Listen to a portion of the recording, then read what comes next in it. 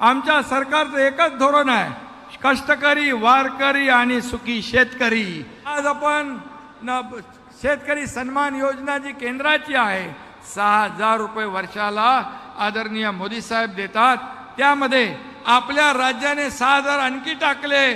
नमो शेतकरी सन्मान योजना सुरू केली. आता शेतकऱ्याला 12,000 रुपये वर्षाला देण्याचा निर्णय आपण घेतला. आणि म्हणून मी आज एवढंच सांगतो, मी आपल्याला एवढंच सांगतो, मुख्यमंत्री माझी लाडकी बहीण योजना आली, लाडका भाऊ योजना आली आहे. आता आज जे आम्ही आज तुम्हाला देतोय, दिलंय, घोषणा केली आहे, आता आमचा लाडका शेतकरी ही योजना आम्ही राबवणार आहोत. आणि सर्व बहिणी लाडक्या झाल्या, भाऊ लाडके झाले, आता माझा शेतकरी देखील लाडका शेतकरी ही योजना. अकाउंटमध्ये तुमच्या बघा 2,000 रुपये आलेत का बघा, जरा मोबाईलवर बघा, आले काय बघा. हे सरकारचं काम. अभी बटन दबाया, पैसे डायरेक्ट अकाउंट में, बटन दाबलं, खात्यात पैसे.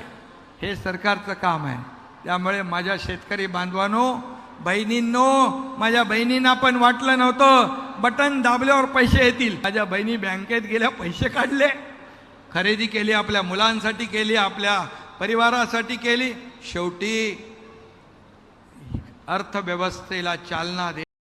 तर बघा शेतकरी मित्रांनो, एकनाथ शिंदे यांनी सांगितल्याप्रमाणे शेतकऱ्यांसाठी खूपच मोठी आणि खरंच भारी शेतकरी योजना चालू केलेली आहे, नमो शेतकरी योजना.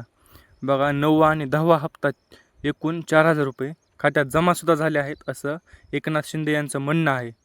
तर बघा, आपापल्या बँकमध्ये तपासून घ्या की पैसे खरंच आलेत का, हे खरंच खोटं आहे का खरं आहे ते. आणि अशाच अपडेटसाठी आपल्या चॅनलला सबस्क्राईब करा.